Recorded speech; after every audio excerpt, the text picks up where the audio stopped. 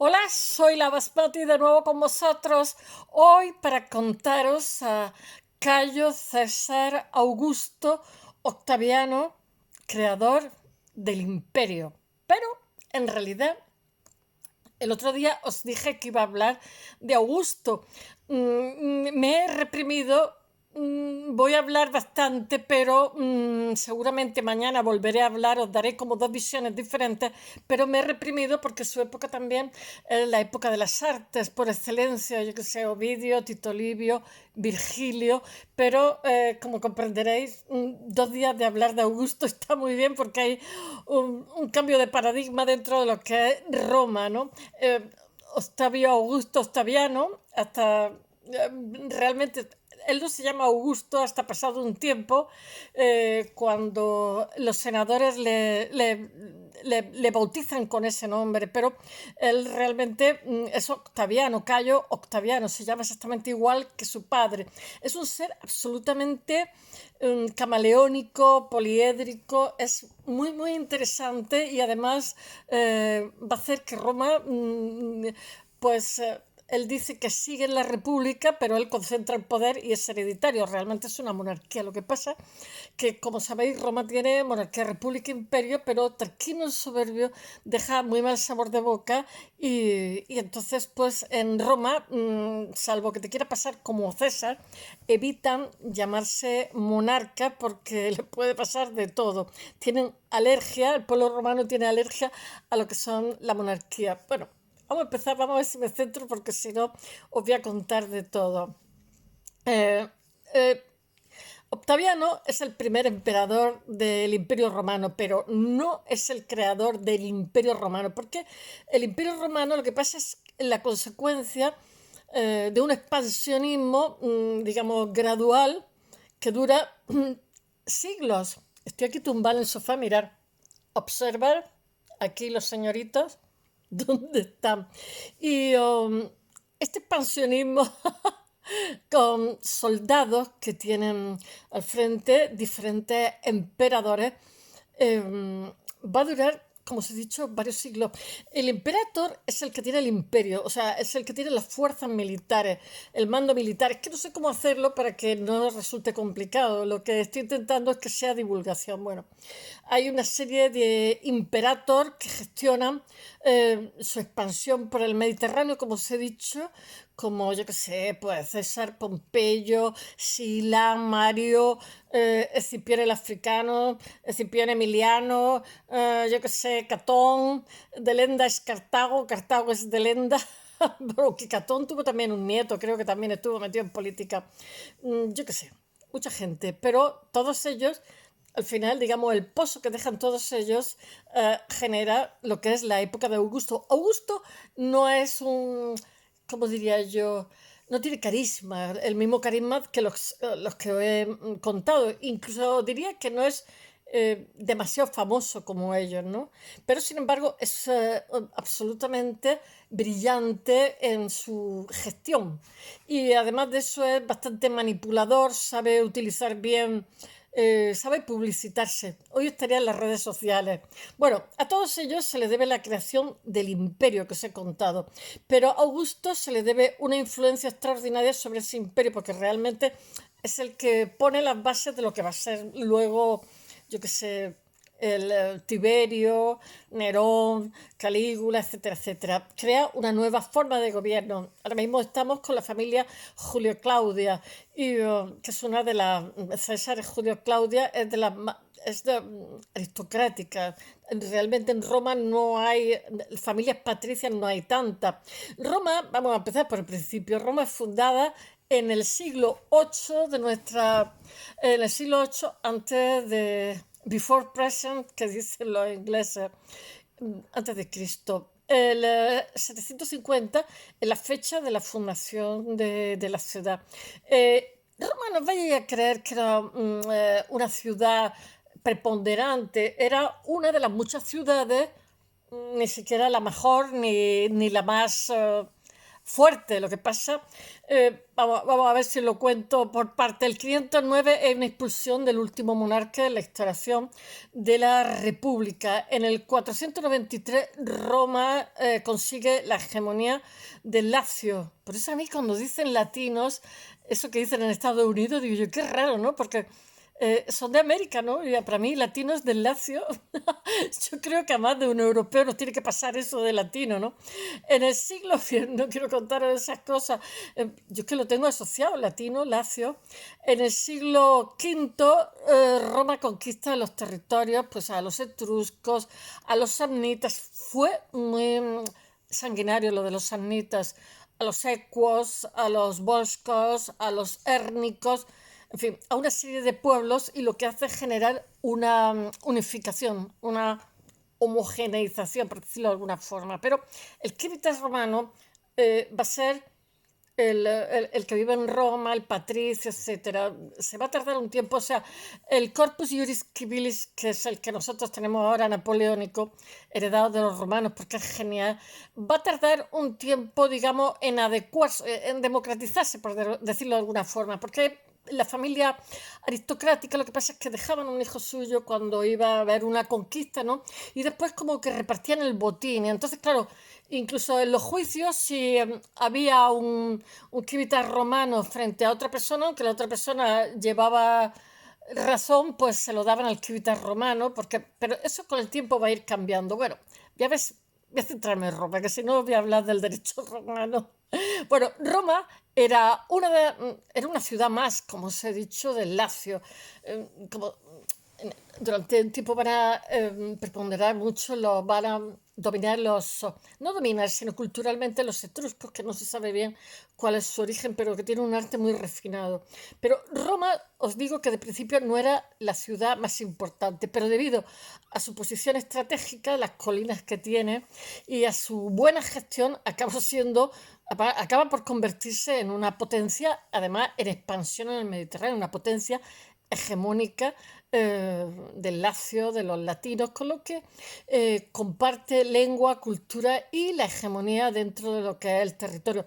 Los romanos lo que son es muy pragmáticos, los cultos son los griegos, que tienen también la influencia oriental, están en una zona privilegiada con toda la cultura minoica, con todo lo que es Oriente, están muy cerquita de África, Oriente Próximo, no sé, ellos van a ser, aparte de que sean culto, para ser también receptores de toda esa cultura que es simplemente excepcional. Bueno, vamos a Roma, a partir de convertirse en la ciudad preponderante del Lacio, comienza la política de expansión. Y una vez que asienta los territorios próximos, pues lo que pasa es que va hacia la Italia central, después hacia la Italia meridional. Ya sabéis que el sur de Italia, todo lo que es esa zona, era Sicilia, era la Magna Grecia, eran colonias griegas. Van a ser, os he contado en otras ocasiones, que tanto los cartagineses como los romanos, digamos, estaban haciendo y tenían un enemigo común que eran los griegos, pero ya llega un momento en que eh, se tiene que ver quién va a dominar el Mediterráneo, porque las dos son potencias en expansión y ya se están solapando. Bueno, entre el 243 y el 290 están las guerras samnitas, que son muy sangrientas, como os he dicho. Está la conquista del Samnio, la Campania, que es el centro-sur de Italia. Entre el 280 y 275 están las guerras pírricas, como en castellano decimos pírrico, que están también las conquistas de la Magna Grecia, que es la zona de Sicilia, el sur de Italia. Va a ser muy importante porque allí se van a encontrar con los cartagineses en el estrecho de Mesina, ¿no? Entre el 200, os he hablado de ello, 200, no quiero volver a contároslo, entre el 200 a mí Cartago me fascina simplemente. Entre el 264 y 241 son las guerras púnicas, la primera guerra púnica contra Cartago, que ellos tuvieron como que ingeniárselas porque los otros eran muy buenos marinos, y entonces lo que hicieron que para que ya os lo conté, para que sus legiones fueran competitivas, pues como ellos no tenían experiencia en el mar, pues imitaron los trirremes, pero también hicieron como una especie digamos, de tablones por los cuales embestían a su enemigo, entonces ponían esos tablones y por ahí se iban las legiones romanas a luchar contra los otros. Tuvieron que ingeniársela, fueron muy pragmáticos. Y bueno, anexión de Córcega, Cerdeña, Sicilia, como provincia romana. Entre el 281 y 202 está la Segunda Guerra Púnica. Las dos las va a ganar Roma. Bueno, yo creo que la primera y la segunda era como 50-50, un poco, ¿eh? Pero claro, ya al final con Catón de Lenda es Cartago, Cartago es de Lenda, ya la reducen a ceniza, ¿eh? La Segunda Guerra Púnica es contra Cartago, Aníbal. Aníbal simplemente hace una, yo qué sé, un, una invasión, o sea, cruza los Alpes con los elefantes. Es sencillamente épico lo que hace, es deslumbra. Lo que pasa es que los romanos lo que hacen es cortarle, digamos, el abastecimiento, porque era muy ambicioso lo que estaba haciendo, pero y él era, Aníbal era muy inteligente y la única forma, digamos, era cortarle el oxígeno para que y efectivamente al final acaban llevándose el gato al agua a los romanos, pero no os creáis que entre Cartago y Roma podría haber sido Cartago en vez de Roma. Bueno, toda Italia en el siglo III está en manos de Roma e inmediatamente lo que pasa es que inicia su expansión por el Mediterráneo. Ya sabéis que los griegos venían a sustituir a los fenicios, etcétera, etcétera. Y después los cartagineses y los romanos a los griegos, en fin. La aristocracia romana lo que pasa es que promueve la expansión fuera de Italia y allí se encuentra a los cartagineses, así que eran muy negociantes, eran muy emprendedores y, en fin, no los dejaron llegar a más. Así que en el siglo III, dos guerras púnicas en las que Cartago y Roma se ven las caras, luchan por la hegemonía, a ver quién se queda con el Mediterráneo central. En las dos primeras vence Roma y eso significa la conversión en las primeras provincias, por un lado de Córcega, Cerdeña y por otro Sicilia. De hecho, en Cartago hicieron también, cuando la redujeron a ceniza, hicieron colonias romanas. Y además fueron bastante bollantes. A partir de ese momento, Roma comienza una expansión territorial imparable en el Mediterráneo, como en el Oriente, o sea, Hispania, el norte de África, era la Mauritania, Tinquitania, el Egeo, yo qué sé, Anatolia, donde están los reinos helenísticos. Cuando César pasa el Rubicón, el famoso Alea Jacta es, se inicia la guerra civil. Después va a haber una cantidad de guerras civiles que si algo hace Augusto bien es la Pax Romana, la Pax Augusta, que ahora os lo contaré. Estas guerras civiles son entre el 49 y el 45, pero lo que pasa es que mirad, yo creo que a César se le malinterpretó, porque César ya llegó un momento en que no podía hacer otra cosa. Si hubiera llegado a Roma, le habrían quitado las tropas y seguramente se la habían cargado. Allí hay unos piques con Pompeyo, etcétera. Entre el 94 y el 45 se enfrentan Cesariano y Pompeyano. Pompeyo ya sabéis que va a terminar decapitado en Egipto, y que en los prolegómenos de la escena política de que luego va a ser Augusto. Augusto, de hecho, va a tener, ahora lo contaré, va a tener que luchar contra Sexto Pompeyo, que es el hijo de Pompeyo, el antiguo rival de César, que curiosamente se había quedado con tropa y además era bastante popular en Roma. O sea, aquello, pero si Augusto hace algo bien, es la paz, ¿eh? La paz, también infraestructura, abastecimiento, porque en Roma había hambruna, en Roma había incendios, etcétera. Es una época de prosperidad económica y además consigue también solventar la corruptela que había en la República, porque la República estaba como en caída libre, era sálvese quien pueda y todo el último, porque los generales, ahora os lo contaré, realmente lo que llega un momento en que tienen ejércitos privados prácticamente, con los cuales dominan todo. Bueno, vamos aquí. Augusto muere Augusto era muy enfermizo. Octaviano muere en el año 14 después de nuestra era y anexiona Cántabro, Asturias. No es de los que más conquistan, ¿eh? El norte de África. Lo que pasa es que hace una buena gestión de lo que es el imperio y es el primer emperador. Ha conquistado Egipto, la parte más... tiene el lío con Cleopatra y Marco Antonio. La parte más oriental de Anatolia, en contacto con los partos. Ya sabéis que Craso muere con los partos. Sin embargo, ahora os lo contaré, cuando está Octaviano o Augusto, que es el que conocemos, le van a entregar las insignias de los partos de forma voluntaria al emperador. Esa va a ser una forma como de decir, somos tus súbditos, ¿no? Que eso era la mayor humillación que le podía hacer un general romano, que es quitarle las insignias, ¿no?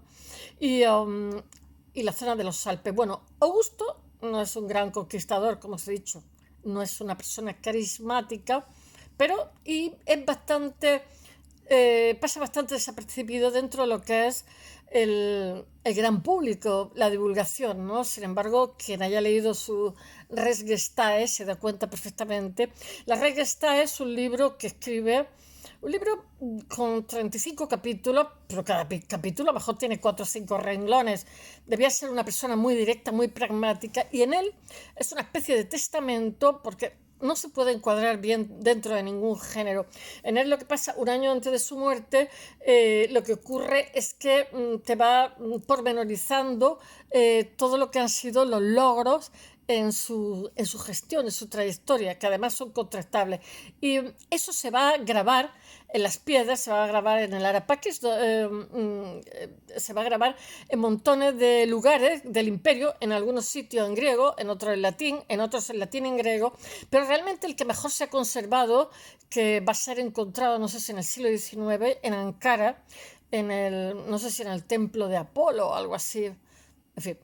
Y bueno, sigo contándolo porque se nos voy a contar el Regestae, que es súper interesante. Entonces os va diciendo y cuenta de los partos esto, que de forma voluntaria devuelven las insignias que le habían sido arrebatadas a Craso, que muere allí. Es un imperio que tiene Irán, abarca Irán, Irak, toda la zona de Anatolia hacia la derecha, de lo que era un poco el creciente fértil. ¡Ay! Se me cae. Y, ¿qué puedo deciros más?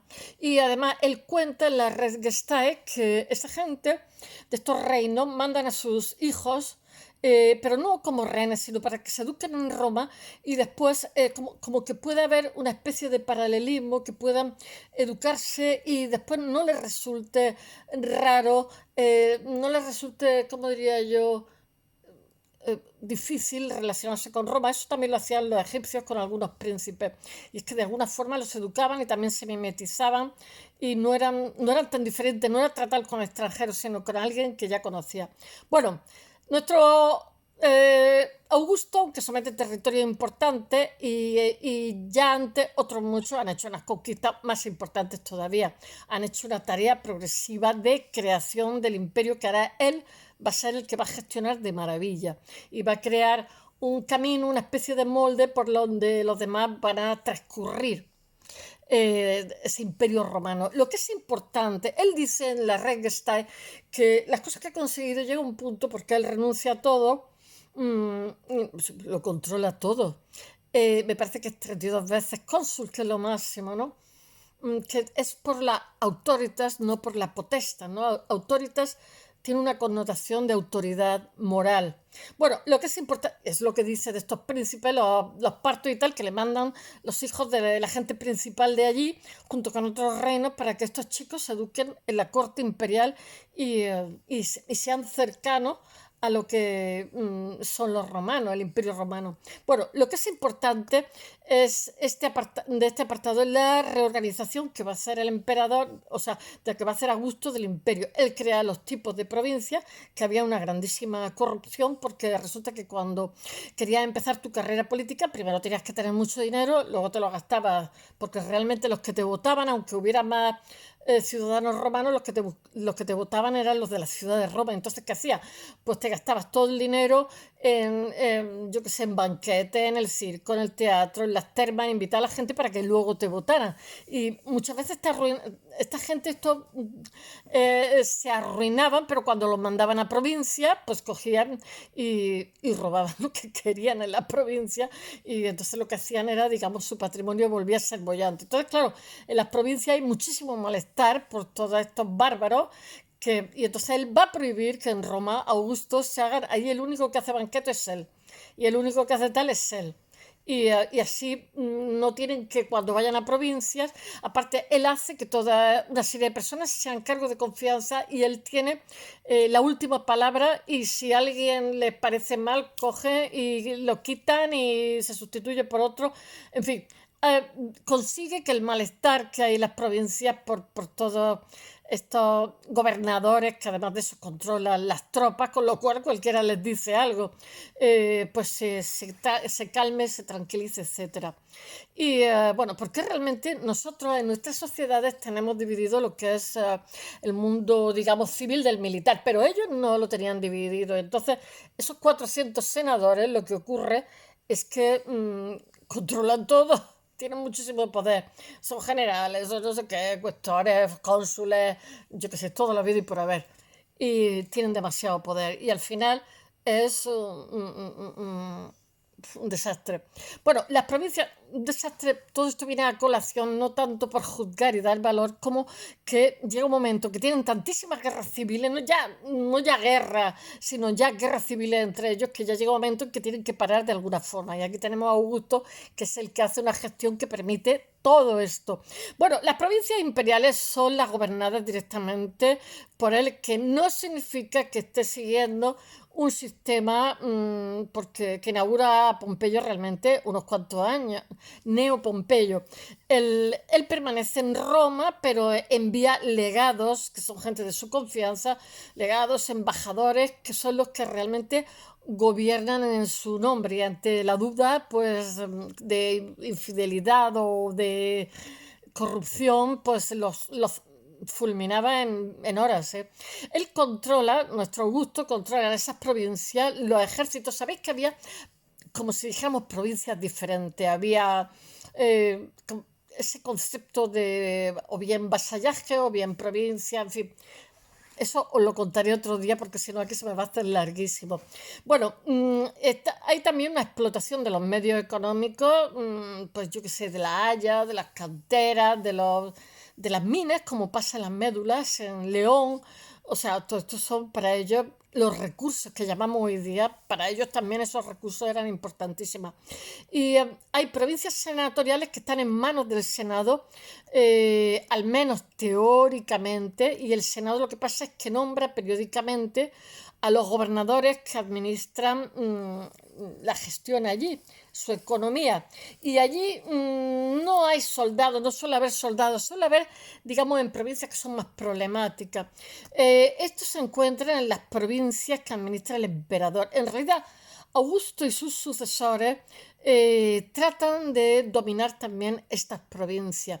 No solamente eso, sino que además de esta reorganización, Augusto lo que pasa es que lleva adelante obras públicas, él hace acueducto, porque mirad, Roma había 1 millón de habitantes, os lo contaré, pero realmente era una ciudad que era para 200.000 personas, aunque está a la orilla del río Tíber, tenían hambrunas, tenían sequía, y entonces él lo que construye es acueductos, infraestructura, también lo que hace es que no haya hambruna, y que por el puerto de Ostia puedan entrar, porque había muchísima piratería. Bueno, él lucha bastante por la calidad de vida de la plebe y se lo agradecen bastante. De hecho, la plebe cuando piensa que Augusto va a salir se pone muy nervioso porque piensan que no puede volver, es como que le guarda la espalda. Bueno, hay un desarrollo de las vías de comunicación que eran muy buenos ingenieros los romanos.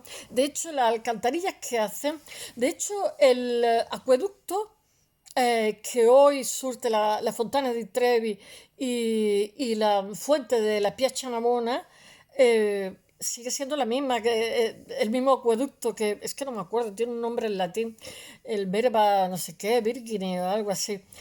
Es la misma, porque tener en cuenta que una ciudad con 1 millón de habitantes tiene unas demandas de agua y de montones de cosas.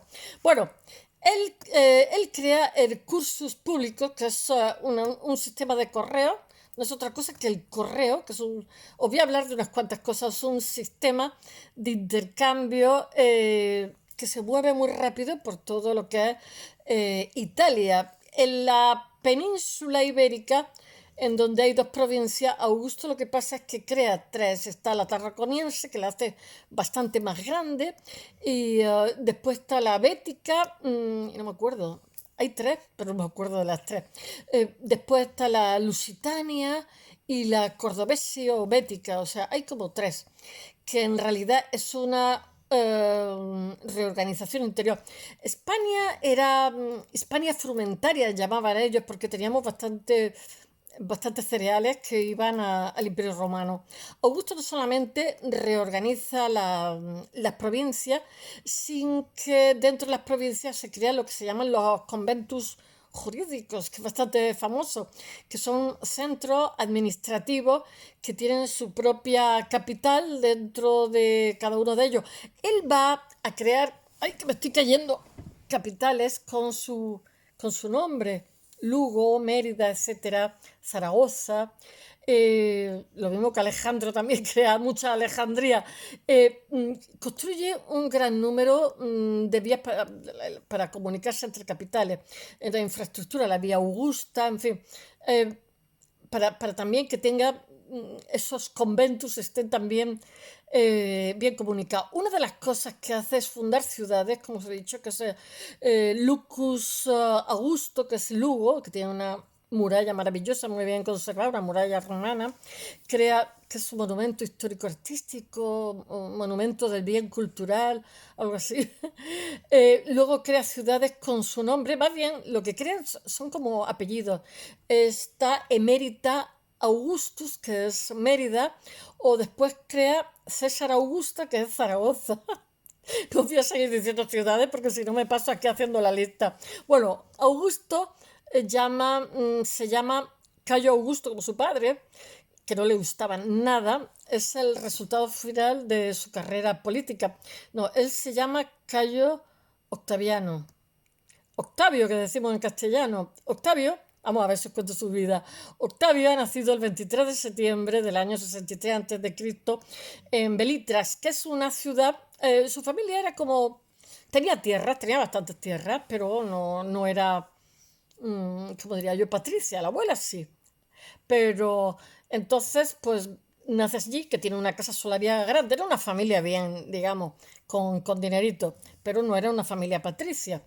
Y él nace allí a 30 kilómetros de Roma.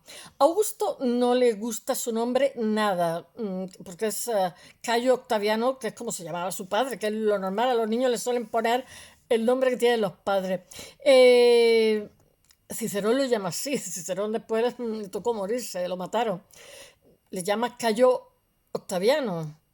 Y otros personajes de la época jamás lo llaman Augusto, le llaman Cayo Octaviano, que es como se llamaba. Lo que pasa es que cuando llega al poder es como las estrellas, no era muy inteligente para publicitarse. Pues primero pensó en llamarse Rómulo, pero después pensó que Rómulo era un rey y lo del rey no sé qué le costara la vida como César. Y lo de Augusto fue porque Augusto es augre, o sea, tiene unas connotaciones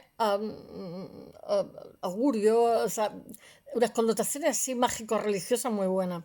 Bueno, Cayo Octavio, vamos a saco paco.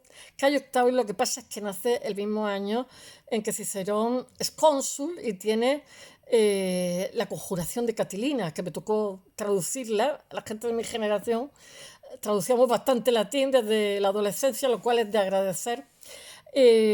No nace en Roma, sino en Belitras, como os he dicho, que está a 30 kilómetros de Roma. Es una ciudad importante. Su familia realmente son terratenientes agrícolas, por decirlo, es que no sé cómo, pero no son familia patricia. E históricamente lo que pasa es que tienen un papel importante en esta ciudad. Esta familia no tiene, la familia de sus padres no tiene un papel importante en Roma hasta que el padre de Cayo, o sea, sus ancestros, su padre Octaviano, Cayo Octaviano, que se llama igual que él, se mete en política y es el primero en desarrollar una carrera política en Roma. Llega a ser pretor, o sea, tenías que escalar diferentes, o sea, subir diferentes escalones.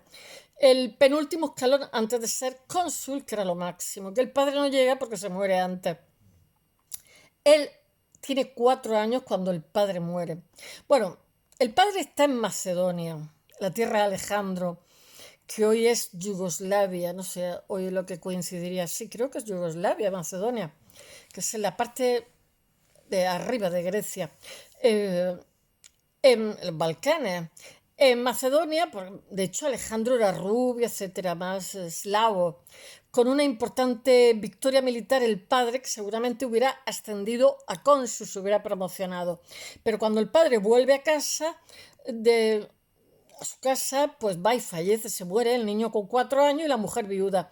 Así que no puede celebrar la victoria ni puede ascender a cónsul porque se muere antes. Su hijo tiene 4 años y es una desgracia grandísima porque se queda huérfano, pero a la larga es una ventaja porque la abuelita Julia, hermana de la familia Julia Claudia, que sí es aristocrática, que ella es hermana de César, va a decidir que ella educa al niño y se lo lleva. Y entonces le va a dar una educación bastante interesante. De hecho, ahora os lo contaré. Es que no quiero adelantar cosas porque yo soy de las que cuento el final de la película. Bueno, la abuela Julia es la que lo educará al niño y bueno, la verdad es que el niño intelectualmente lo educa muy bien. Y de repente Cayo Octaviano pasa a formar parte de los Julio Claudio, que es una de las familias aristocráticas más importantes de Roma. Es realmente el patriciado de Roma. Y eso es una bendición en su vida, una ventaja. Y la otra situación que cambia repentinamente su destino son los idus de marzo del año 44, que es cuando César es asesinado, su tío abuelo, hermano de su abuela, es asesinado a los pies de la escultura, de la estatua de Neo Pompeyo, su enemigo de toda la vida de Dios. Y Cayo Octavio es nombrado su sucesor. Os digo que es nombrado porque nadie esperaba que se nombrara su sucesor. Pensaba que sería un hombre suyo de confianza, como por ejemplo Marco Antonio, que era uno de sus generales, era de buena familia, era guapo, en fin. Y cuando se abre el testamento, que muchas veces se depositaba con las vestales, que eran unas sacerdotisas, que eran las guardianas del fuego eterno de Roma, pues muchas veces se dejaba allí, ¿no? Bueno, es asesinado, César es asesinado, la gente lo interpreta como que César quiere ser un rey, entonces lo asesinan por un grupo de conjurados, entre los cuales está un sobrino suyo, Bruto, que son cesarianos, que se han desencantado y que siempre han apoyado a César y que en un momento determinado ven que hay una deriva personalista y deciden matarlo. De hecho, le dan 30 y tantos puñaladas, o sea, quiero decir que no es que los matan un poquito, lo matan con saña, porque interpretan que va camino de hacer una monarquía, pobrecillo César. O sea, lo ven como que se va a hacer un tirano. Y también está, cuando además César estaba proyectando hacer muchísimas reformas.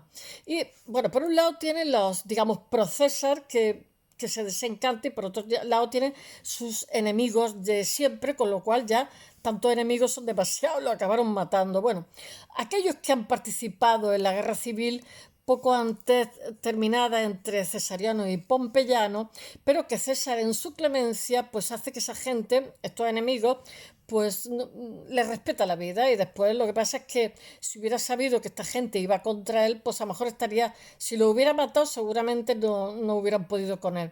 Eh, Eso es tremendo, es como nuestra República Española. Lo que pasa es que días después se abre el testamento, como os he dicho, y para sorpresa de todos, el sucesor es alguien desconocido que no está en política. De hecho, está en Grecia. Está en Grecia porque es un niño enfermizo y entonces le han mandado a un clima benigno. Como lo está educando la abuela, está intentando que el niño tenga una formación intelectual buena, que luego se va a notar en la gestión que va a hacer. Pero ahora mismo es un chico de 18 años del que nadie sabe nada, aparte que es sobrino nieto de César, y bueno, y que está en una zona de buen clima, muy templadito, para que, digamos, recupere también un poco la salud, porque siempre estaba enfermo. Entonces le deja 3/4 partes de la fortuna de César y, por supuesto, el cargo. Eh, y es Cayo Octavio, el futuro Augusto, que todavía no es Augusto, porque hasta que Actio no se da, hasta que no vence en Egipto, pues el senador no lo convierte en Augusto. En el testamento de César lo que pasa es que lo declara hijo adoptivo. Cuando a ti en Roma alguien te declara, te adopta y te declara hijo adoptivo, tú pasas a tener el nombre de esa persona. De tal forma que Cayo Octaviano pasa a llamarse Cayo Julio César Octaviano, que luego será Cayo Julio César Octaviano Augusto, y que se queda con Augusto. Y, pero en este momento es un don nadie. Hasta ese momento es miembro de una familia más importante y cambia su nombre porque ahora está en la familia de Cayo Julio César o Julio Claudia como su padre adoptivo y de pronto es rico y tiene un patrimonio gigantesco. En este momento tiene 18 años, no ha desempeñado ningún cargo, no es senador, no se presenta en la escena política y es realmente un advenedizo. Y en este momento su único capital político es ser hijo adoptivo de César. Y eso lo explota porque va a ser muy inteligente, siempre va a tener una capacidad de comunicación grandísima. Y una de las cosas que destacan en él es su capacidad, como os he dicho, de publicitarse, de ser un gran propagandista y de ser en algunas ocasiones con sus enemigos tóxico. Él maneja para publicitarse todo lo que tiene a mano. Entonces, yo qué sé, iconografía, moneda, escultura, arte en general. Por eso el escritor de la corte va a ser un Virgilio. Pero bueno, van a coincidir espacio-temporalmente porque él va a hacer posible que eso se dé.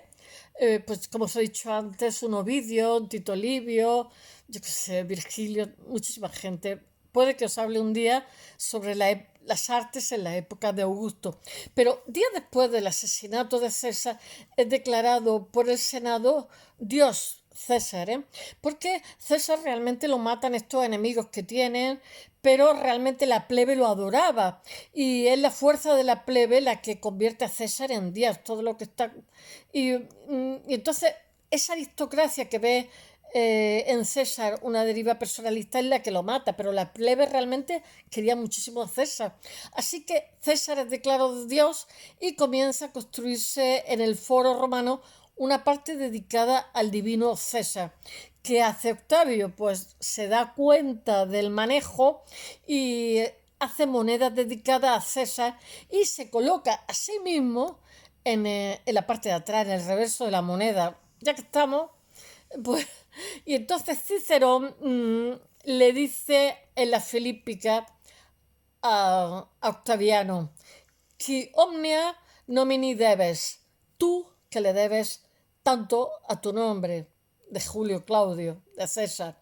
En la moneda se llama a sí mismo César y Caesar Divi Filius. Soy el hijo del divino César. La moneda es uno de los medios que hay en la antigüedad para publicitarse, los medios más importantes, claro, están mandando cartelitos de metal a todo el mundo. En el año 39, él va a morir en el 14, toma matrimonio con Livia Druxila. Este matrimonio, quien llevaba él estaba casado, los dos estaban casados realmente, pero se enamoran perdidamente. De hecho, es un escándalo porque Livia Druxila está embarazada de 6 meses de su marido, no de tal, pero se enamoran. Es un matrimonio por amor. De hecho, van a vivir juntos, no sé si 50 y tantos años, toda la vida. Y él viste las capas que Livia Druxila le hace. Ella también era de buena familia, pero, y de hecho, quien va a suceder, ella está embarazada de Tiberio, y él tiene otro hijo más, también ella, pero es hijo suyo, Druso, que va a morir. Y ellos van a tener un bebé, pero nace muerto. Y después, en la casa de Octaviano, quien manda es su hermana Octaviana, que tiene un hijo que iba a ser el sucesor de Octaviano, pero ese hijo en un momento dado muere. Y después Livia nunca se sabe de ella está un poco como en la sombra, pero cuando muere su hijo Druso y cuando muere el sobrino de Octaviano, ella lucha entre el año 9 y el año 14 aproximadamente por colocar a su hijo Tiberio, que va a ser el que va a suceder a Augusto, a Octaviano, a Cayo Octaviano. Y realmente pero es que es muy curioso porque, claro, la hermana lo debió recibir de uñas al amor del hermano, porque era la que mandaba allí un poquito. Eh, Augusto tiene una hija que se va a casar con su mano derecha, que es su general. Y tienen un hijo también que posiblemente hubiera sido su sucesor, pero es que Octaviano tenía muy mala salud y muere en el año 14, entonces no dio tiempo, porque en el Arapaquis está su hija con el marido, ay, es que no me acuerdo cómo se llama, es muy famoso, es un general que es la mano derecha de él y es el que le vence en todas las batallas a todo el mundo. Ay, no me acuerdo, luego lo diré. Ella, Livia, era hija de su padre, era partidario de ¿cómo se llama? Era contrario a César y su marido era partidario de Marco Antonio. Y ella se enamora de Augusto. Bueno, ella no tiene buena fama, pero hay que decir una cosa, que es que eso tiene que ver con que las fuentes de la época son bastante misóginas, todo hay que decirlo, porque los romanos eran bastante misóginos como los griegos. Y entonces, pues hay que tener cuidado cuando hablan mal de alguien, porque ya sabemos, las mujeres siempre nos ponen a bajar de un burro. Bueno, pero ya es casi casi que estamos acostumbradas. Ella, Livia Druxila, pertenece a la familia de los Claudios también, están medio emparentados, como pasan en todas las aristocracias toda la vida de Dios. Y está emparentado con otras de las grandes familias de la aristocracia romana. El matrimonio es escandaloso, pero el matrimonio es un matrimonio por amor, porque los dos se tienen que divorciar, corre que te pillo. Y ella se casa embarazada de 6 meses, los dos están casados y tienen que divorciarse primero de sus cónyuges. Él tiene una hija, Augusto, y ella tiene un hijo, y ahora va a tener un segundo hijo de su marido. Y está embarazada de 6 meses de Tiberio cuando se casa, que realmente Tiberio, como os he dicho, es el que va a heredar a Augusto. Bueno, en la aristocracia romana es importante tener una buena casa, entonces, y en un buen barrio, entonces deciden, y el más importante de Roma es el Palatino. Sobre el foro está la colina Palatina, que es donde ellos se van a hacer la casa.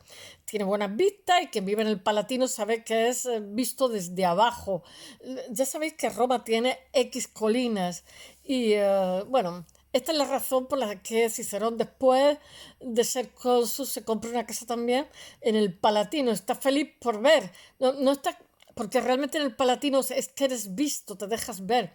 Y está rodeado de las principales familias aristocráticas de Roma, los patricios, ¿no? Livia y Augusto se erigen una casa en el Palatino al lado del templo de Apolo, porque Apolo va a ser como un aliado del emperador, que se convierte en la divinidad tutelar de Augusto, es a quien apela ante cualquier dificultad en cada batalla. De hecho, este templo es construido para cumplir un voto o una promesa que hace antes de una batalla. No nos diferenciamos tanto los católicos de ellos. Es uno de los edificios que me estoy colando, que Augusto crea en su mandato, como la construcción de las termas, acueductos. No es solo una política de demostrarse como emperador, sino también de velar por el pueblo, ¿no? Por los ciudadanos de Roma, por la plebe y sus necesidades básicas. El templo de Apolo que se construye tiene una rampa por la cual él bajaba hacia el templo, que lo une a su propia casa simbólicamente, se podía desplazar. Sí. Augusto, en el imaginario colectivo de los romanos, queda conectado totalmente a la divinidad. La casa está situada donde está la cabaña en la que vivía Rómulo. De nuevo, indirectamente, Augusto lo que pasa es que se vincula con lo que han sido el fundador de la ciudad, con sus ancestros, por decirlo de alguna forma. Ya lo hace en la Eneida, que Virgilio lo hace como descender de Eneas, fundador de Roma, ¿no? Que viene de la guerra de Troya, con su padre a la espalda, etc. Está presentándose como el nuevo fundador de Roma. Hay que dar yo que sé, hay que darle una vuelta a la cronología y dejar a Octavio como heredero de César, hijo del dictador. No es nadie, pero se la arregla el hombre para ser alguien. Y vaya que sí, porque fue brillante. Se nota que tuvo una formación, fue una persona cultivada. De hecho, cuando escribe el Res Gestae, se nota que es una persona directa, que maneja el idioma bastante bien, etcétera.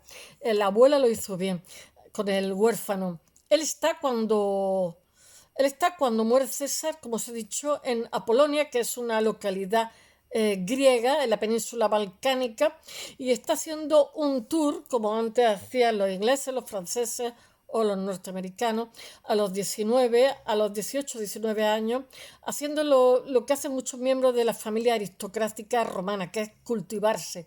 A partir del siglo II, antes de nuestra era, y sobre todo en el siglo I, todas las familias que tuvieran lo posible envían a sus vástagos a Grecia a estudiar retórica, gramática, matemáticas, porque lo más ganado de la intelectualidad está allí. Es donde está la cultura. Es lo que hacía Augusto entonces. Lo que pasa cuando se entera que ha sido el sucesor de César, coge caballo y va cambiando de caballo y se presenta en Roma rapidísimo.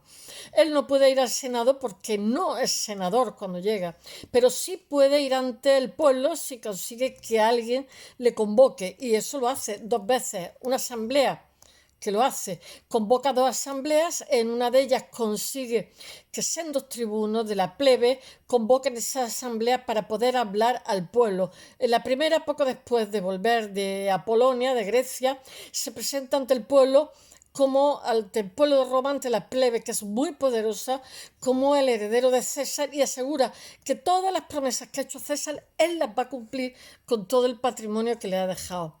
El patrimonio que tiene está destinado a cumplir las promesas que ha dejado César inconclusas. Y bueno, con eso obtiene una cierta popularidad rápida, con ese populismo. ¿Ves? Después lo que pasa es que varía un poquito el discurso porque se pilla los dedos. Y entonces lo que hace es variarlo, ¿no? Así lo que hace es aclarar que no solo es el heredero de su padre César, sino que además él es el heredero político y va a hacer lo que hizo César, el nuevo César, que es lo que implica un mensaje también político de renovación, de savia nueva. En esos meses hay que tener en cuenta que él es el menos importante de los pretendientes al poder, porque están los asesinos de César, que él va a vengar, que son Bruto, Casio, etcétera, ¿no? Y los cesarianos más notables, que son Marco Antonio, Lépido y Augusto. Entonces, Augusto, lo que pasa es que era como un outsider en inglés. Estaba al margen de todo fuera.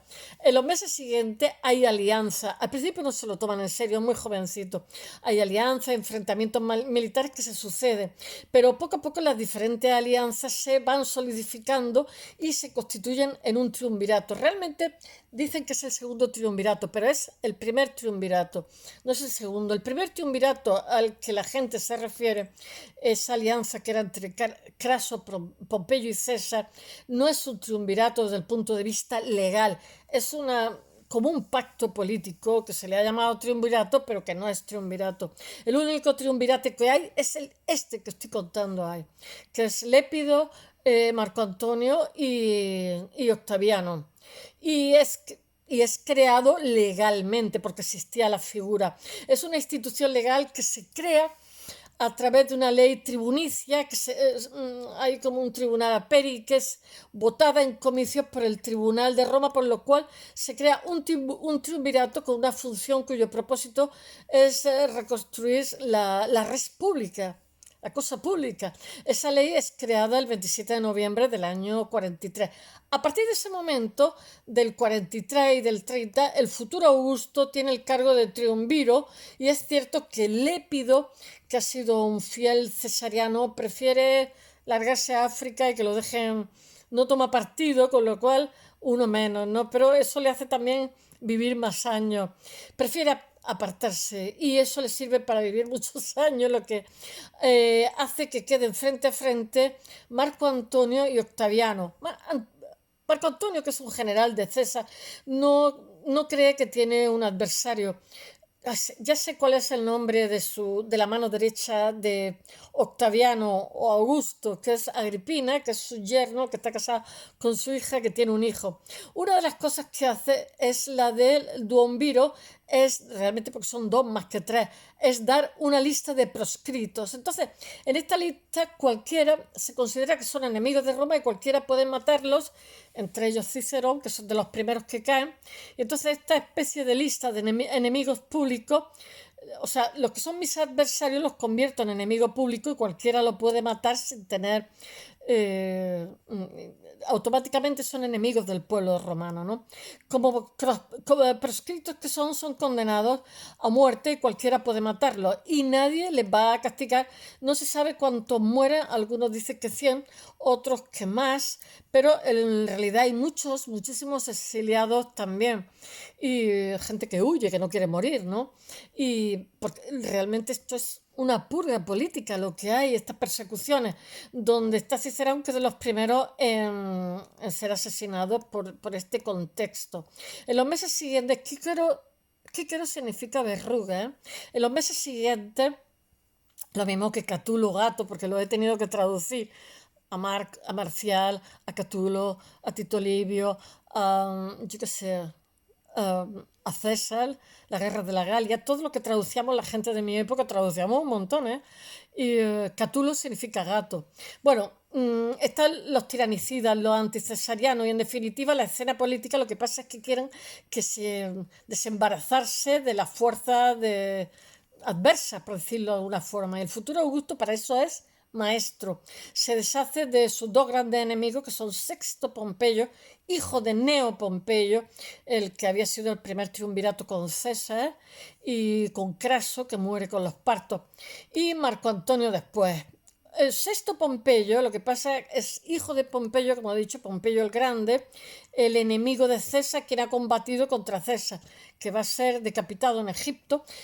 Ya lo contaré algún día. Sexto, el hijo, sobrevive a la guerra civil, nunca más vuelve a Roma, pero se hace fuerte con una tropa grande y una flota con unas trirremes de soldados en la zona de Sicilia, lo que era la Magna Grecia, curiosamente conserva mucha popularidad en Roma. Es un enemigo de cierta enjundia y para los triunviros, tanto para Marco Antonio como para Octaviano, pero como consigue crear Octaviano una opinión pública desfavorable contra Sexto Pompeyo, es de intoxicar la información. Para hacerlo lo que pasa es que lo hace enemigo público, pero después lo va a hacer también con Marco Antonio y acabar con él. Entonces, había un problema de abastecimiento en Roma que era acuciante.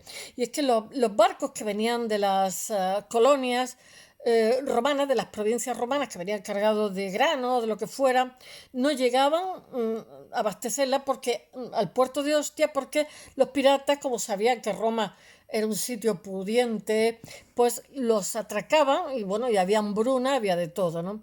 Y en los pueblos del terreno, y entonces dice Augusto, los culpables de todo esto, que ahora mismo todavía es Octaviano, los culpables de todo esto es Sexto Pompeyo, que no, a lo mejor no tenía nada que ver. Y bueno, Mediterráneo durante siglos ha tenido piratas, mi tierra era tierra de piratas, hasta hace 5 minutos. Bueno, Octaviano en el Senado, como en las asambleas populares, lo que pasa es que repite que el jefe de los piratas es Sexto Pompeyo, se lo inventa, y entonces consigue que manden las tropas contra él. Con Marco Antonio va a hacer lo mismo. Es él el que está provocando, porque si él manda tropas romanas contra romanos, se ve como una guerra civil, mientras que si dice Sexto Pompeyo está evitando o sea, está provocando la hambruna porque está siendo pirata, entonces no es contra otros romanos, sino contra los piratas. O sea, intoxica totalmente la información. Y bueno, lo que hace es que el Senado, pues, consigue finalmente que el Senado le declare la guerra a los piratas, no a Sexto Pompeyo. porque Octaviano no le interesa que sea visto como una guerra civil.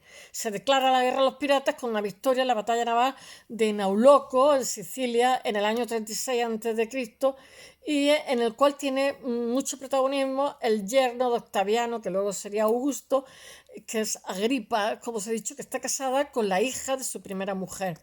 Y es realmente amigo, familia, y un buenísimo lugarteniente, estratega, etcétera, de Octaviano, que le hace ganar todas las batallas y tiene un grandísimo protagonismo en todo lo que va a ser su imperio, porque es un gran estratega militar, es una persona fiel. Y Augusto no destaca por ser carismático, como os he dicho, por estas cualidades, pero sí sabe rodearse, como todas las personas inteligentes, por gente valiosa, un equipo capaz. Y Sexto Pompeyo logra sobrevivir levemente, pero luego acaba muriendo, total, que se quita el rival de encima. Aunque queda Marco Antonio y Cleopatra. Aquí llega Shakespeare y Hollywood. Y Cleopatra es una figura maltratada también históricamente, y eso no es cierto, porque la historia la hace el vencedor. El vencedor es Augusto, entonces claro, pues cuenta lo que le da la gana y crea una imagen totalmente distorsionada de Cleopatra, negativa, tanto de Marco Antonio como de ella. Cleopatra era una persona bastante capaz como gobernadora, o sea, como era una mujer de Estado. Pero lo que se sabe de ella, de fuentes más objetivas, es que es culta, que sabe idiomas, que intenta administrar muy bien y lo logra el territorio de Egipto, que está bajo su control, porque estamos en la época de los Ptolomeos, que es uno de los generales. Ptolomeo es uno de los generales de Alejandro, que cuando éste muere lo que pasa es que se los reparten entre los generales. Entonces, esta época griega de Egipto, de los faraones griegos, dura aproximadamente 300 años, casi prácticamente hasta ahora. Bueno, Marco Antonio se refugia en Egipto. Ella ha tenido previamente una historia de amor con César y ha tenido un hijo que se llama Cesarión, que ahora van a asesinar. Lo mismo que los hijos de Marco Antonio. Marco Antonio se refugia en Egipto y vive una historia tórrida con Cleopatra, con el resultado de varios hijos. Él está enamorado de ella.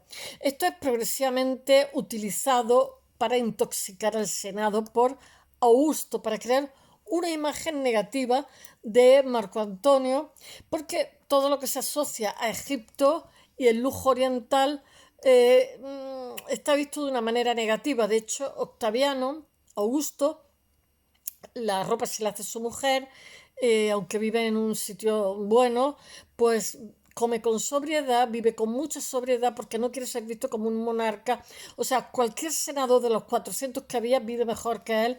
Los senadores iban con sedas, con oro, etcétera. Él destierra el lujo porque los romanos son sobre todo estoicos, son pragmáticos, etcétera. La clave es cuando dos seguidores de Marco Antonio lo abandonan. Dos generales suyos se pasan al bando de Octaviano, de Augusto, y entonces le cuentan como si dijéramos cotillos, chismorreos que van a ser muy valiosos. Se cambian de bando a Octaviano y le dan una información privilegiada, preciosa. Y es que Marco Antonio tiene su testamento con las vestales. Marco Antonio ha ubicado el testamento por si le pasa algo en la casa de las vestales, que son las sacerdotisas que velan, como he dicho antes, por el fuego sagrado de Roma, y que suele ser bastante habitual que se deposite allí el testamento porque eran gente buena, etcétera, y porque es un lugar muy simbólico también. Entonces, Octaviano coge y se va a la muralla de las vestales, que no querían dejarle el testamento. Y claro, al emperador le vas a decir que no, pues al final lo acaba consiguiendo. A pesar de la resistencia de ellas, se hace con el testamento de Marco Antonio y así lo cuentan las fuentes antiguas. No tenemos por qué no creerlo. Tener en cuenta que estos son también guerras psicológicas, están luchando, este tiene un enemigo fuerte. Solo él lee el testamento que debió de existir de verdad, y que Augusto lo lee también. No se sabe si ese conocimiento lo que pasa es que le va a aportar estrategias creativas para eliminar a sus rivales, a sus adversarios. Posiblemente sí. Porque este es un niño y el otro es un general mayorcito que ha ha combatido en 1000 guerras, seguramente sí. El caso es que en el apartado se dice que Marco Antonio quiere ser enterrado junto a Cleopatra en Egipto y que además de los territorios del Mediterráneo oriental que no están bajo poder de Roma, pero que tiene afán de anexionar, serían repartidos entre los hijos que ha tenido con Cleopatra. Tampoco es tan descabellado, ¿no? Sobre todo, el problema es que Augusto se ha quedado, como si dijéramos, en Roma y el otro está fuera, con lo cual es fácil contaminar toda esta información. Sobre todo la cuestión de que quiera enterrarse en Alejandría está muy mal vista en Roma, por lo que Octaviano, Augusto, utiliza estos argumentos ante el Senado y ante el pueblo para desprestigiarlo. Ya estamos contaminando fake news, contaminando el ambiente. Octavio, pues claro, un romano está feo que vaya contra otro romano, aunque sea el emperador, porque Marco Antonio está bien visto dentro de lo que es Roma, porque ha sido un general que ha conseguido anexiones de tierra, lo mismo que pasa con Neo Pompeyo, etc. Octavio utiliza la propaganda en los dos medios, que son en el pueblo, con la plebe, y en el Senado. En esta tesitura hay una cuestión importante y es que Marco Antonio está en Egipto y no puede defenderse de las mentiras que le está diciendo el otro. El único que usa esa propaganda en Roma es Augusto, que es el que está intoxicándolo todo. A partir de ahí emergen rumores y es que Marco Antonio se quiere llevar, le dice a la plebe que Marco Antonio se quiere llevar la capital de Roma a Alejandría. Y todo parece creíble en ese caldo de cultivo tóxico que fomenta Octaviano Augusto. Y Octaviano manifiesta que es un traidor de Roma, porque claro, le va a quitar los privilegios, se lo va a llevar todo Egipto, y comienza a construir pues muchas mentiras, su gran tumba, y ahora en ese juego propagandístico lo que pasa es que genera un agravio comparativo, porque él empieza a decir que va a hacer su propia tumba en el campo Marcio, en el campo Marte, donde se entrenan las tropas. Y sí, empieza ahora para decir, mirad, él quiere ser enterrado en Egipto, quiere poner la capital allí porque está totalmente enamorado de esta mujer. Yo soy patriota y mi tumba la empiezo ahora mismo aquí al lado y quiero que la capital esté en Roma. Agravio comparativo. Hay que ver cómo maneja la información y los resortes de poder aquí el amigo.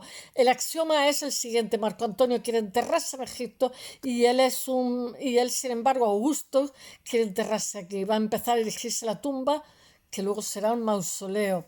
Bueno, en este juego de propaganda, Octavio tiene éxito y consigue que el Senado, de nuevo, lo mismo que había pasado con Sexto Pompeyo, pues le declare la guerra a Cleopatra, no a Marco Antonio, que era como decir lo mismo, porque Octaviano no quiere que sea visto como una guerra civil contra un paisano, sino como una guerra exterior y cuyo objetivo es llegar la guerra al Mediterráneo oriental, alejarlo lo más posible de Roma.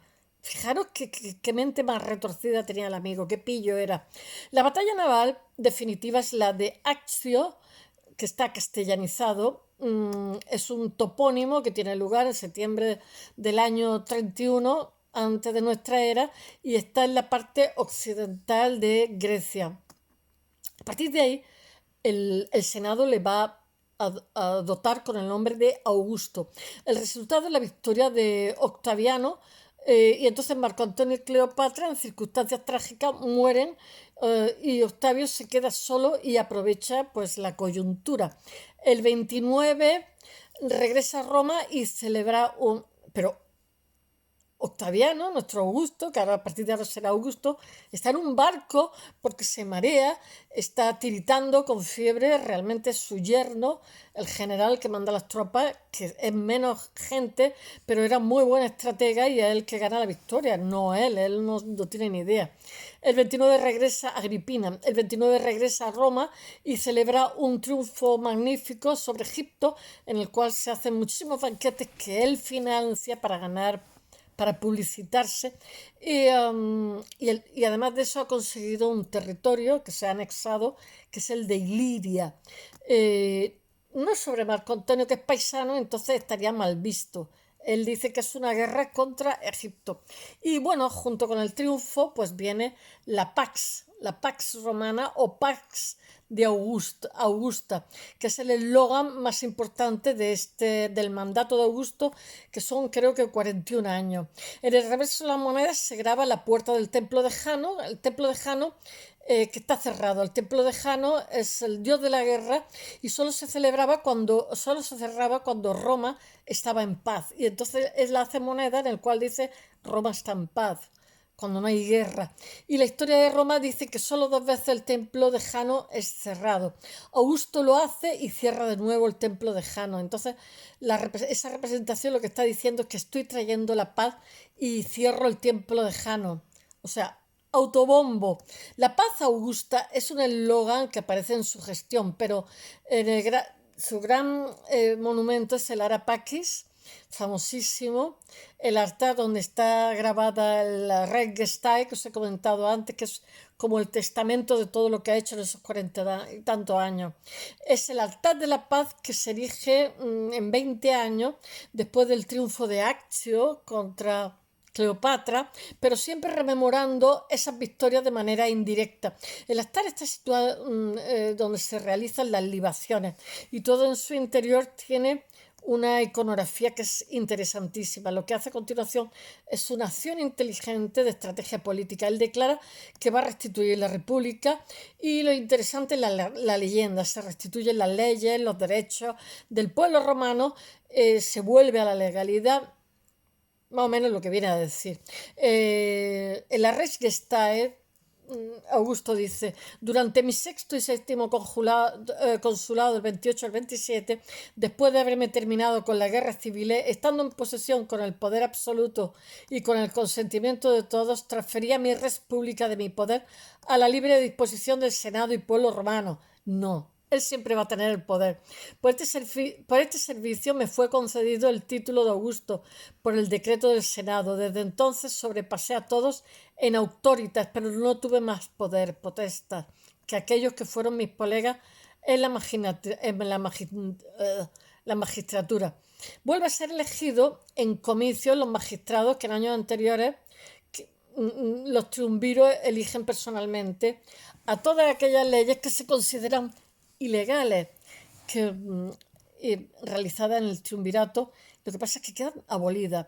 Lo que dice él es una media verdad, no es que Augusto mienta, sino que no dice la verdad, la economiza, por decirlo de alguna forma. Es retorcido. Hay un templo, era muy listo. Hay un templo de Augusto en Ankara, en Turquía, y en esa pared está la Regenstein, que es la que mejor se conserva, que va a ser traducida en el siglo XIX. Bueno, Augusto antiguamente la colonia era Anquira, se decía. Eran los gatos angora de Ankara. Augusto no solo se preocupa de la propaganda de la opinión pública favorable durante su mandato, sino como va a ser visto en el futuro. Por eso escribe la Regenstein. Le importa mucho cómo lo van a juzgar en el futuro, que es su versión favorable de sí mismo. Bueno, cuenta detalles que si no lo hubiera escrito no lo sabría. Y de su mandato, cómo se gobierna. Hay diferentes versiones en latín y en griego y puede ser vista en diferentes partes del imperio, porque no solo es propaganda de Augusto, sino que el imperio de Roma en su conjunto se publicita y publicita el imperio de Roma, porque lo pone, está grabado y se pone en las provincias, los templos de Apolo y tal. Es una fuente de información muy importante, muy interesante. En ella se dice que renuncia a sus atribuciones, al poder en favor del pueblo, no se lo cree ni él, y del imperio romano. Pero, bueno, hay que explicar, como todos los políticos, habla media, hay que explicar a título de Augusto, concedido el 27 antes de nuestra era, justo después de la restitución de la res pública concedida por el Senado. Se sabe por las fuentes antiguas que Augusto baraja diferentes sobrenombres, como os he dicho.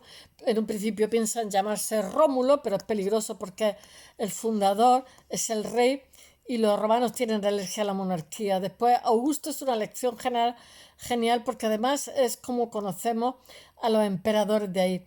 La raíz, la etimología es aug, que en latín viene de augere, que significa aumentar, incrementar. También augur es un derivado, que es un sacerdote de los más importantes en Roma, y también autoritas viene de ahí, de esa, que es autoridad moral, y el campo semántico se mueve en el terreno de lo que es sublime, lo sagrado. Implícitamente sitúa a Augusto en una especie de superhombre, un mortal que es superior al resto de los mortales. Él cuando muere también lo acaban haciendo Dios. Esta superioridad moral se da implícitamente en el título de Augusto.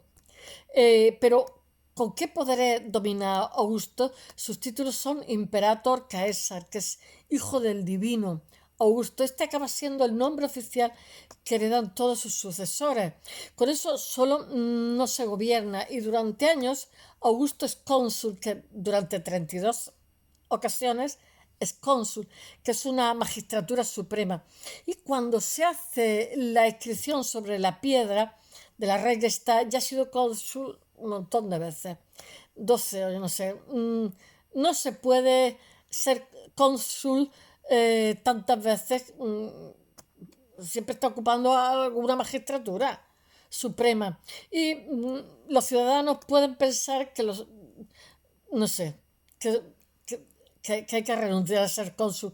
Pero lo que sí quiero son las insignias consulares, es decir, renuncia a ser cónsul, pero en la práctica tiene poder demandar sobre todos los ejércitos del imperio, sobre todos los ejércitos distribuidos por el Mediterráneo y por las diferentes provincias. Y eso le da un poder militar al imperio. El poder civil, lo que pasa es que es la institución más importante. Él concentra todo el poder. La institución civil más importante de Roma es el tribunado de la plebe.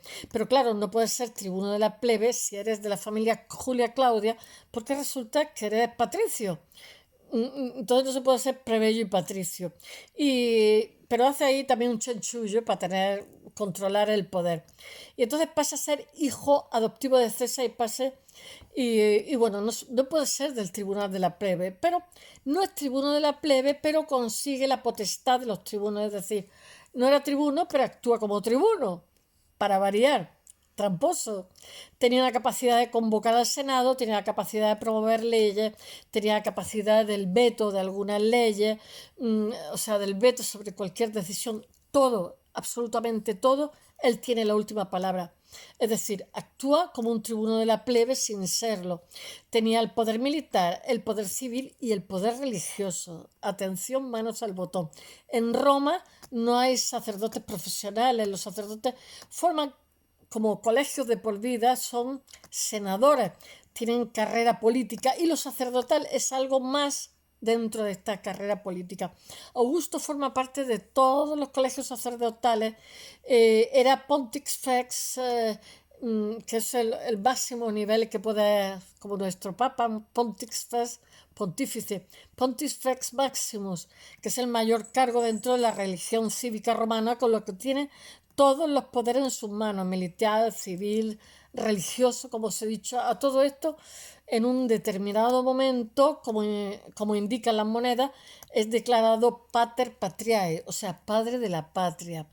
Esto lleva a la cuestión moral del gobierno de Augusto. Se presenta el mejor, por eso se presenta como un princeps, primus inter pares, por eso es definido como principado. Príncipe, el primer inter pares, el primero entre todos. Yo soy el mejor, el príncipe. Además, todas sus esculturas son jóvenes, nunca envejecen.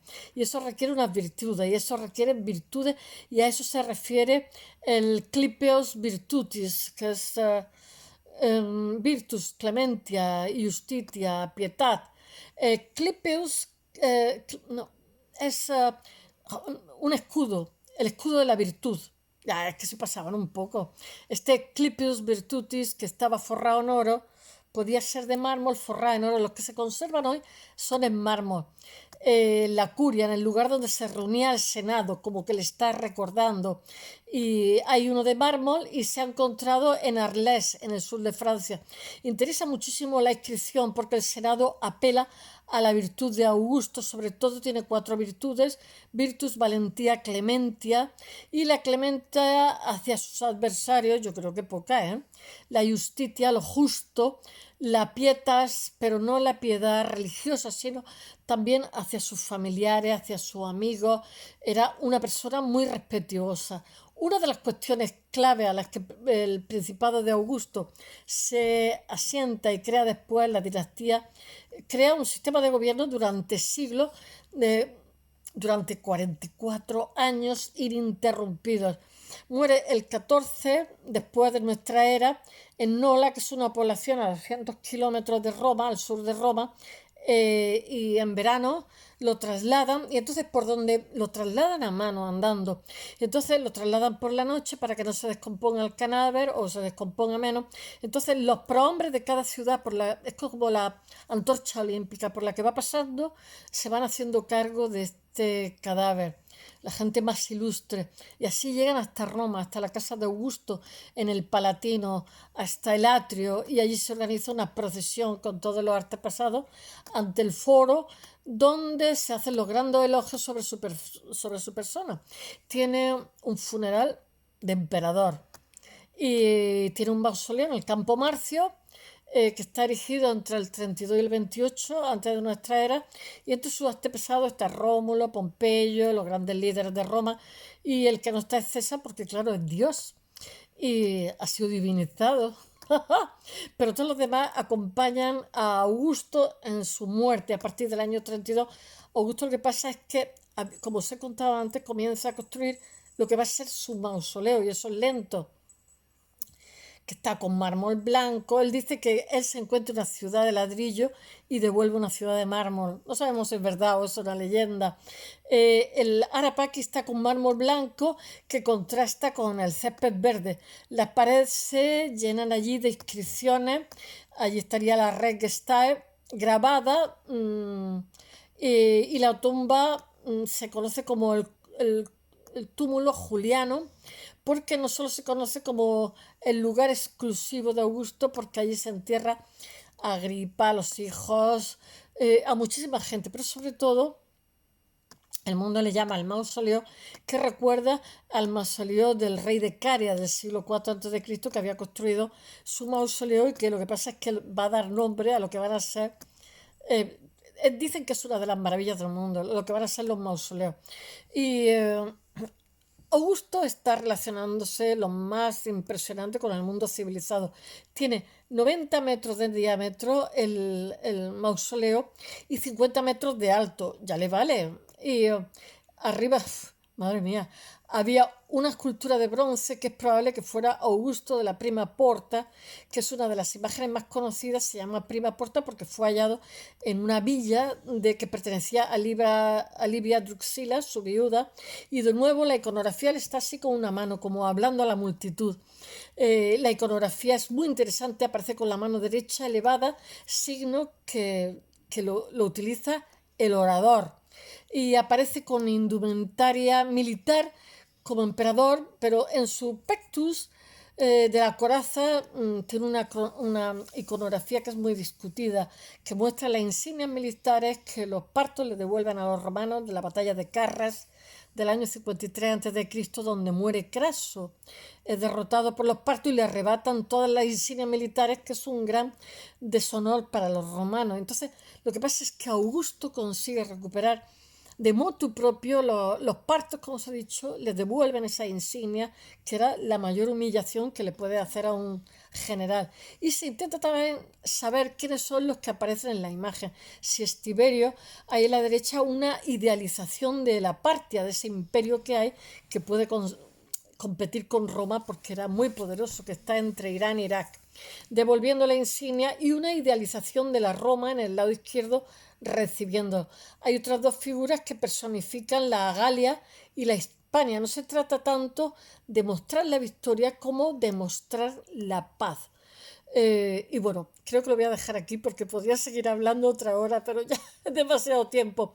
Todo esto va a estar en el blog. Chicos, hasta mañana. Bye.